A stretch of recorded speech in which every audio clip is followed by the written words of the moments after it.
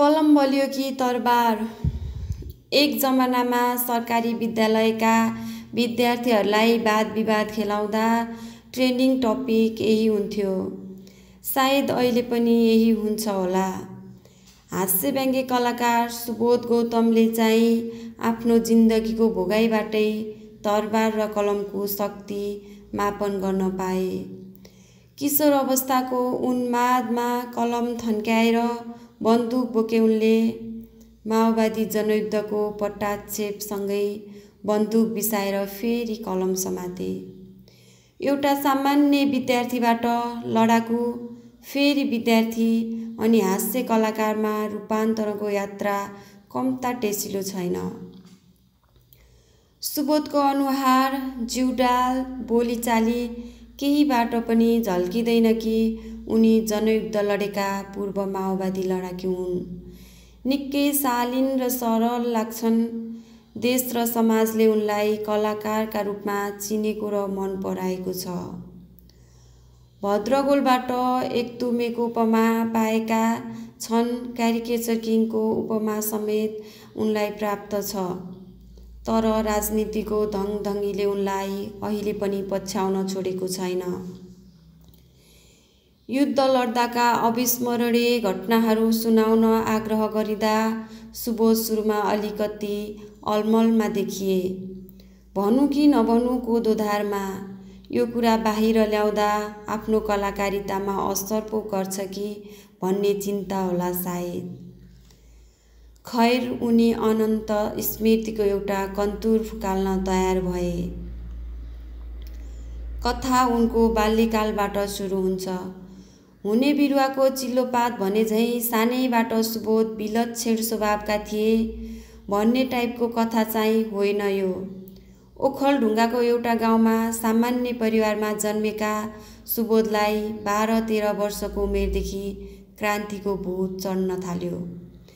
त्यसको एकाध वर्षमा उनी मुक्तिको एकमात्र बाटो माओवादी जनयुद्ध हो भन्ने निष्कर्षमा पुगिसकेका थिए। सुबोधलाई याद छ, 54-55 सालतिर उनी बाँसको ढुङ्ग्रीलाई माइकको रूपमा उपयोग गर्दै माओवादीको निःशुल्क प्रचार गर्दै हिँड्थे।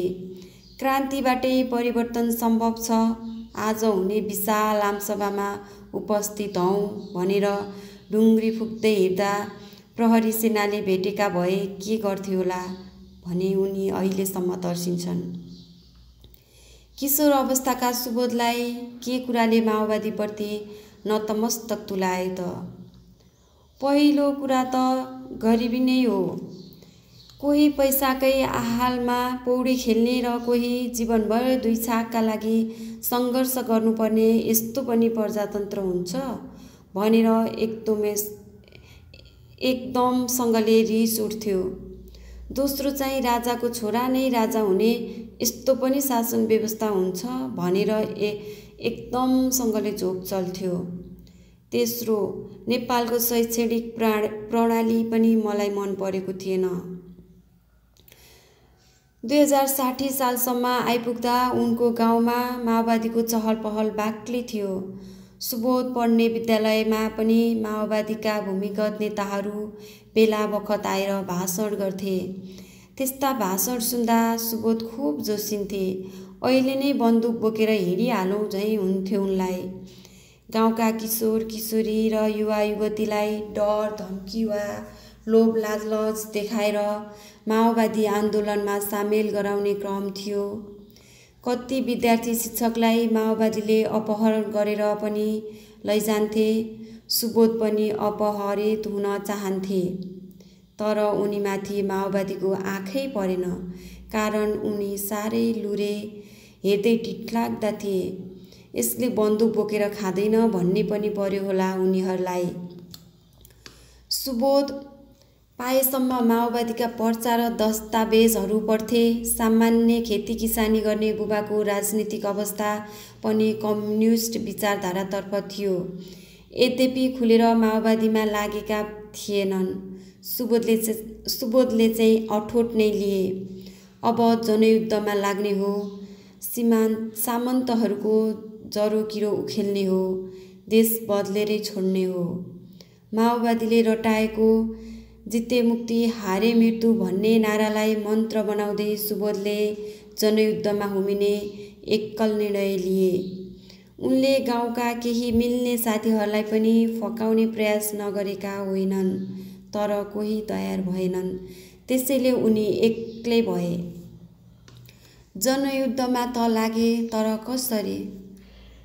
सुरुमा त माओवादी भेट्टाउनु पर्यो। उनीहरू कहिले स्कुलमा भाषण गर्न वा घरमा बास बस्न आउँछन् भनेर पर्खिने धैर्यतासम्म उनमा थिएन।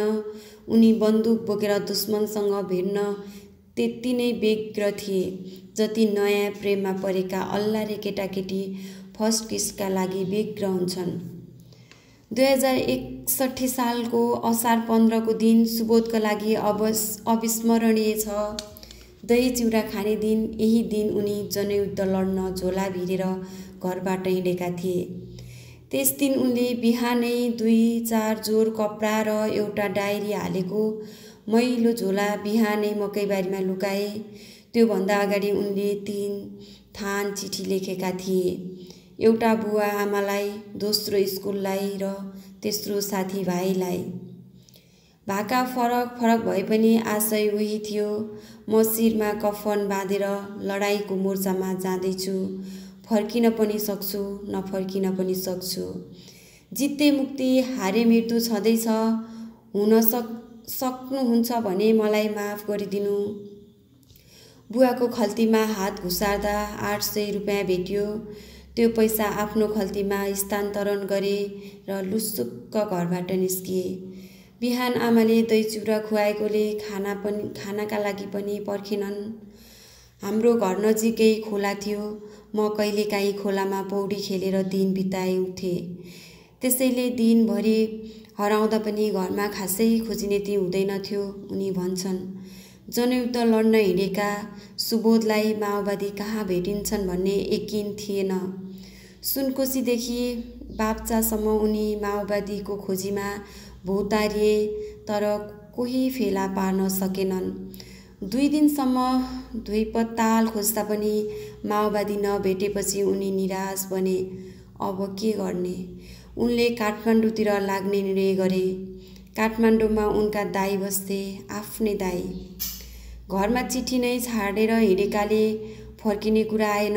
त्यसैले काठमाडौँ गएर दाइसँग आत्मसमर्पण गर्छु र उहाँसँगै बस्छु भन्ने निधोमा पुगे, उनी सम्झिन्छन्। तर कथामा ट्विस्ट आयो। उनी काठमाडौँ जानलाई भनेर घुम्तीमा गाडी कुरिरहेका थिए। उनी काठमाडौँ जानलाई भनेर घुर्मीमा गाडी कुरिरहेका थिए। पहाडी गाउँमा जन्मे हुर्केका सुबोधले त्यस अगाडिसम्म 4 पाङ्ग्रे सवारी देखेका नै थिएनन्। गाडीभित्र खलासी हुन्छ। उनले ढोका ठटाएर हानत्यान भन्दै यात्रुलाई बोलाउँछन् भन्ने सुनेका थिए। घरर गर्दै एउटा ठुलो वस्तु आयो। उनको नजिकै रोकियो पनि। सुबोधले यसो हेरे, खलासी देखेनन्। यो गाडी होइन क्यारे भन्ने लाग्यो उनलाई, त्यसैले चढेनन्। त्यति नै बेला +2 पढ्ने केही केटाहरू हिँड्दै उनी छेउ आइपुगे। केटाहरूले गरेको गफ सुबोधको कानमा ठोकियो। गाडीको छततर्फ उल्याउँदै एकजना भन्दै थिए, यिनीहरू माओवादी रे। गीतसित पनि गाउँदा रहेछन्। अर्कोले थप्यो, एउटा चाहिँ ठुलो नेता जस्तो छ। केटाहरूले सामान्य रूपमा गरेको यही गफ सुबोधको लागि बहुमूल्य सूचना बनिदियो। गाडी हिँड्न ठिक्क भइसकेको थियो। 30 सेकेन्ड मात्रै ढिला भएको भए उनको त्यो गाडी छुट्थ्यो। जीवन आखिर संयोगहरूको श्रृङ्खला नहो। उनी थप केही नसोची पछाडिको भर्याङबाट छततर्फ उक्लिए। यसरी उनको पहिलो गाडी यात्रा छतमा भयो। यद्यपि पहिलोपटक गाडी चढ्दाको रोमाञ्चकता भन्दा उनलाई माओवादी भेटेको हर्ष ठुलो थियो। छतमा बसेका मध्ये एकजना सुबोधले पनि चिनेको व्यक्ति रहेछन्। शरदचन्द्र रसाइली। उनी फ्यान थिए। अनिरा सुब्यू क्रान्तिकारी सचिवालय सदस्य रसाइलीले आफ्नो विद्यालयमा आएर भाषण गरेको सुबोधले बिर्सेका थिएनन्। उनी रसाइलीको स्वर समेत दुरुस्त नक्कल गर्न सक्थे। आफ्नो आइडललाई नै भेट्टाएपछि ढुङ्गा खोज्दा भगवान मिले चाहिँ भइहाल्यो। तर उनलाई कसरी विश्वासमा लिने? म तपाईँको ठुलो फ्यान हुँ भन्दै अटोग्राफ माग्न गएका थिएनन् उनी। सुबोधले भने, म तपाईँलाई चिन्छु। तपाईँकै भाषणले गर्दा ममा माओवादी आन्दोलनमा लाग्ने प्रेरणा मिल्यो र म घर छोडेर हिँडेको छु। मलाई आफैसँग लैजानुहोस्। तर रसाइलीले कसरी झट्टै विश्वास गर्न सक्थे? कतै यो स्कुल पढ्नका दुःखले माओवादी बन्न तम्सेको त होइन भन्ने आशंका उनलाई भयो। उनले सुबोधसँग केही प्रश्नोत्तर गरे। अनन्त आश्वस्त भए र सुबोधलाई आफूसँगै हिँडाउन तत्पर भए। यस प्रकारले सुबोधको माओवादी प्रवेश निश्चित भयो। उदयपुरको मैङ्खु भन्ने ठाउँमा बस रोकियो। रसाइलीले सुबोधलाई त्यहाँ रहेको माओवादीको आधार शिविर लिएर गए। त्यही दिन चम्किलो तारा भन्ने उपन्यास पढ्न दिए। सुबोधले पनि 2 दिनमै पढी सिद्ध्याए। उनको प्रतिबद्धताबाट रसाइली प्रभावित बने। सुबोधलाई तत्कालै जनसेनामा भर्ती लिइयो। भोलिपल्टै उनले सकेट बम पड्काउन सिके। त्यसपछि थरी बन्दुक चलाउन सिके। विभिन्न तालिमहरू लिन थाले। उनलाई सपनाको नयाँ संसारमा अवतरण भएको महसुस भइरहेको थियो। तर यही सपनाको संसारमा त्रासदीका क्षणहरू आए। मृत्यु धेरै पटक उनकै आँखा अगाडिबाट हात हल्लाउँदै गयो। लडाइँमा सामेल भइसकेपछि मृत्युसँग डर यसै हराउँदो रहेछ। उनी भन्छन्, लडाइँमा हुने मृत्युलाई बलिदानीका रूपमा हेरिन्थ्यो। हाम्रो रगत खेर जाँदैन, बाँचेकाहरूले देश बचाउँछन् भन्ने विश्वास प्रबल थियो।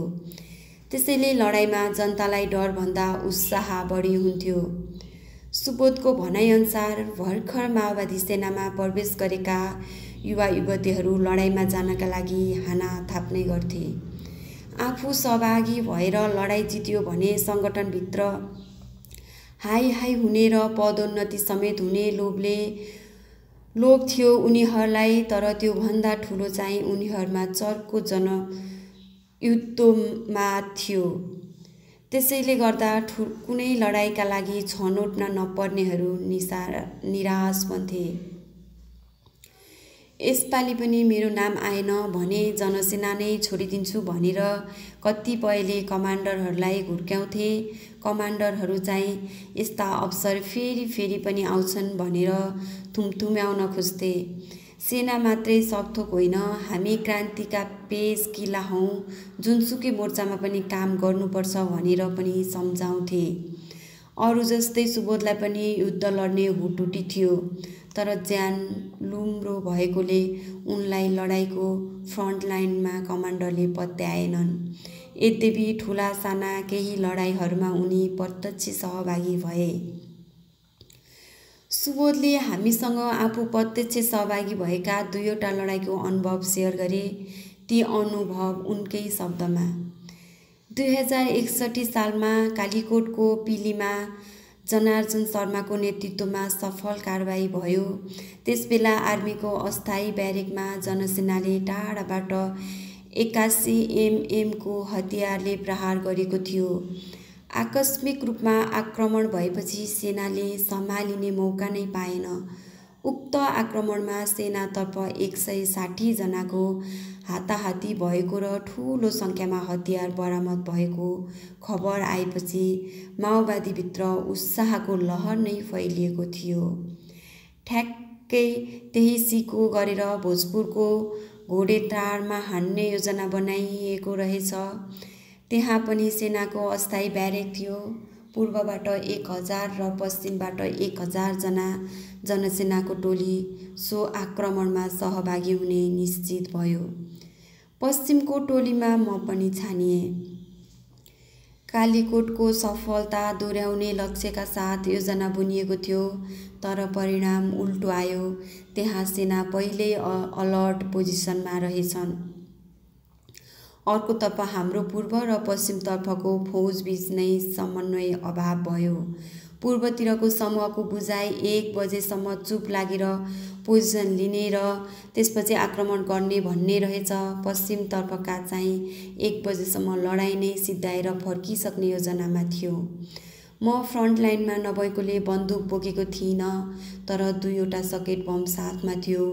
फ्रन्ट लाइनमा रहेको समूहले 5 बजे र 49 मिनेटमा 81 mm को हतियार प्रहार गर्यो। सेनाले तत्कालै रियाक्सन लियो। हाम्रो कमान्डर हुनुहुन्थ्यो कमरेड जमिन।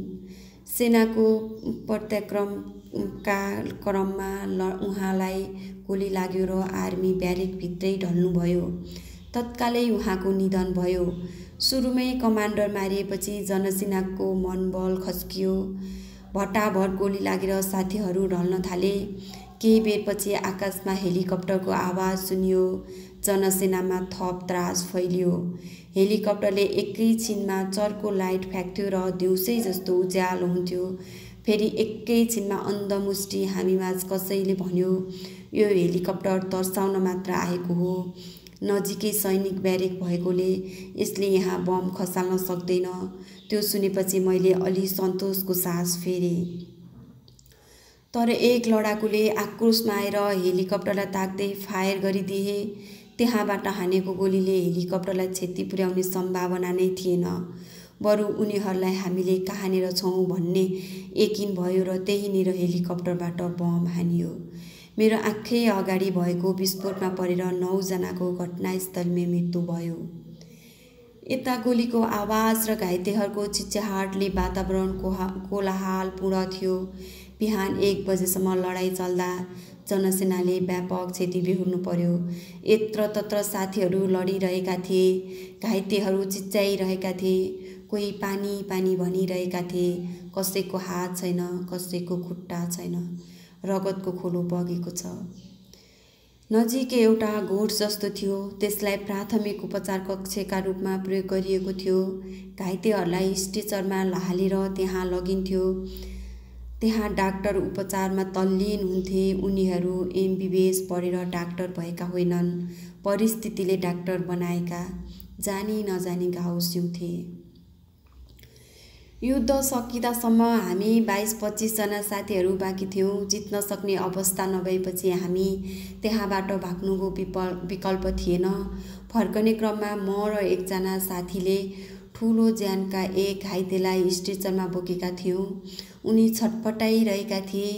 हामीभन्दा पछाडि 22 जना थिए। पछाडि रहेका साथीहरू एक एक गर्दै लुक्न र भाग्न भ्याएछन्। अन्तिममा हामी 3 जना मात्रै बाँकी रह्यौँ। साथीहरूको यस्तो व्यवहारले निकै दुःख लाग्यो। अन्धकार रातमा जङ्गलको बाटो हामी घन्टौँसम्म हिँडिरह्यौँ। राति 1 बजेदेखि बिहान उज्यालो हुँदासम्म हिँड्दा पनि जङ्गल सकिँदैन त। खासमा हामी एउटै ठाउँमा चक्कर लगाइरहेका रहेछौँ। करिब 5 घन्टामा करिब 15 मिनेटको बाटो मात्रै हिँडेको बिहान थाहा भयो। मतलब हामी अझै पनि सेनाको ब्यारेक नजिकै थियौँ। भाग्यवश सेनाले हामीलाई फेला पारेन। यसरी घन्टौँसम्म घुमिरहँदा हामीले स्ट्रेचरमा बोकेका व्यक्तिको नाजुक भयो। उनी छटपटाउन थाले। एकजनाले उनको नाडी झामेर भन्नुभयो, कमरेडले वीरगति पाउनुभयो। मृत शरीरमा छामछुम गर्दा कमरेड पङ्कज लेखिएको कार्ड भेटियो। हामीले आफूसित भएको कोदालोले खाल्डो खनेर मृत शरीरलाई व्यवस्थापन गर्यौँ। मुट्ठी कसेर अभिवादन गर्यौँ र भावुक बन्दै त्यहाँबाट हिँड्यौँ। हामीलाई फेरि अर्को लडाइँमा जानु थियो। मलङ्गवाको आक्रमण योजना र परिणाम चाहिँ भोजपुरको भन्दा निकै भिन्न थियो। यहाँ विभिन्न सरकारी कार्यालयहरूलाई लक्षित गरेर एकसाथ हमला गरियो। प्रमुख जिल्ला अधिकारी सहित 45 जनालाई कब्जामा लियो। 7वटा रिजर्भ गाडी चढेर माओवादीको फौज मलङ्गवातर्फ गएको थियो। कमान्डरले दिएको सूत्र थियो, 1 फायरमा उठाउने, 2 फायरमा सुताउने।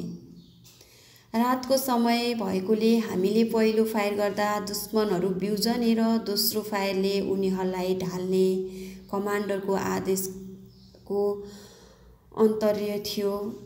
जिल्ला प्रशासन कार्यालय, जिल्ला प्रहरी कार्यालय, जिल्ला अदालत लगायतका सरकारी निकायमा एकसाथ हमला गरियो। त्योभन्दा अगाडि विभिन्न स्थानमा रुख ढालेर बाटो अवरुद्ध गराएका थियौँ ताकि सहयोगका लागि सेना आउन नसकोस्। अर्कोतर्फ नवलपुरमा अकारण हवाई फायर गरेर सेनाको ध्यान त्यता केन्द्रित गराउने गरी जाल बुनिएको थियो।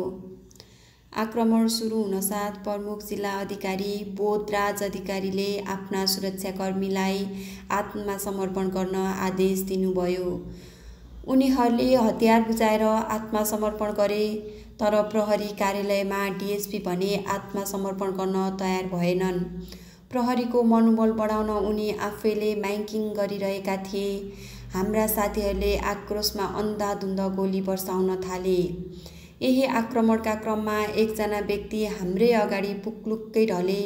पातलो ज्यानको भएकाले माओवादी नै हुन् भन्ने भयो। गोली लाग्यो होला भन्ठानेर म र महिला छापामार आधारशिलाले उनलाई हतार हतार स्ट्रेचरमा हाल्यो।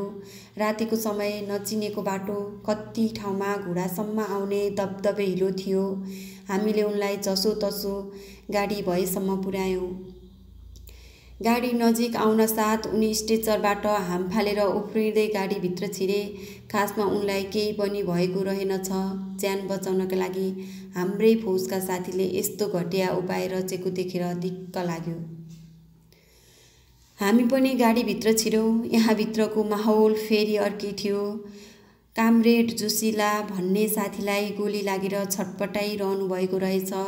डाक्टरहरूले उहाँको पेटमा सिलाउने प्रयास गरिरहेका थिए, तर जोशीलाको ज्यान बचेन। उहाँ केही बेरमै शान्त हुनुभयो। पछि थाहा भयो उहाँलाई खासमा तिघ्रामा गोली लागेको रहेछ। गोली तिघ्राबाट छिरेर पेटबाट निस्केको थियो। तिघ्राको घाउलाई ध्यान नदिएका डाक्टरले पेटमा सिलाएका थिए। बाध्यताका डाक्टर नपरे। अनन्त अत्याधिक रक्तस्रावले उहाँको मृत्यु भयो। जे होस्, त्यस आक्रमणलाई पार्टीले सफल भनेर संश्लेषण गर्यो। बाहिर केही विवादहरू पनि सुने। डिएसपीपट्टि प्रहरीको गोली सकिएपछि उनीहरूलाई बन्दुकको कुन्दाले हानेर मारिएका समाचारहरू आए। यसमा पार्टीभित्र कारबाहीका कुरा पनि सुनिए। प्रज्यसहित करिब 45 जना 2 महिना हाम्रो नियन्त्रणमा रहनुभयो। मैले देखेसम्म उहाँहरूमाथि राम्रो व्यवहार भएको थियो। प्रज्य मधुमेहको रोगी हुनुहुँदो रहेछ। उहाँसहित 3 जनालाई बेलुका सधैँ रोटी बनाएर खुवाइन्थ्यो। अन्तमा मानवाधिकारवादी र पत्रकारहरूको रोहबरमा हामीले फुलमाला लगाइदिएर सिन्धुलीको बजारबाट प्रज्यसहितको टोलीलाई मुक्त गर्यौं। दोस्रो जनआन्दोलन 2062-63 सफल भएपछि माओवादी शान्ति प्रक्रियामा आयो। माओवादी लडाकुलाई क्यान्टोनमेन्टमा राखेर प्रमाणीकरण सुरु भयो। उमेर नपुगेकाहरूलाई अयोग्य लडाकुको रूपमा वर्गीकरण गर्दै केही समयपछि क्यान्टोनमेन्टबाट निकालियो। ज्यान हत्केलामा राखेर क्रान्तिमा लागेकाहरू अयोग्यको बिल्ला भिरेर रुँदै घर फर्किए। प्रमाणीकरणमा परेर स्वैच्छिक अवकाश लिएका लडाकुहरूलाई सरकारले 5 देखि लाख रुपियाँ राहत दियो। सुबोध भने न अयोग्य ठहर भएर निकाले, न योग्य ठहर भएर राहत पाए। उनी सिन्धुलीमा रहेको दोस्रो डिभिजनबाट पहिलो प्रमाणीकरणमा परेका थिए, तर दोस्रो प्रमाणीकरणमा नपर्दा क्षतिपूर्तिबाट वञ्चित भए। यस विषयमा आफूले नेताहरूसँग गुनासो गरे पनि कुनै सुनवाई नभएको सुबोध बताउँछन्। जे भए पनि माओवादी पार्टीप्रति उनको आस्था र प्रतिबद्धता यथावत नै थियो। 2064 सालको चुनावी अभियानमा उनी सक्रियतापूर्वक खटिए। चुनाव प्रचारकै क्रममा उनीभित्र गुम्सेको कलाकारिताको पर्दा उक्रियो। उनी सानैदेखि अरूको बोली र हावभाव नक्कल गर्न खप्पिस थिए। साथै हास्यव्यङ्ग्य कविताहरू पनि लेख्थे। उनको यो प्रतिभालाई माओवादीले चुनावी अभियानमा उपयोग गर्यो। उनको कलाकारितालाई उजिल्याउन तत्कालीन माओवादी नेता माइला लामाको पनि ठूलो हात छ। उनी माइला लामा जो पछि विप्लव माओवादीमा लागे र अहिले जेलमा छन्। सुबोधको प्रतिभाबारे माइलाको कानमा खबर पुग्यो। कला साहित्यमा गहिरो अभिरुचि भएका उनी आफैले सुबोधलाई भेटे र उनको क्षमताबाट प्रभावित भए। उनीले सुबोधलाई काठमाडौँ ल्याए। 2065 साल जेठ 10 गते काठमाडौँमा माओवादीको एक भव्य कार्यक्रम भएको थियो।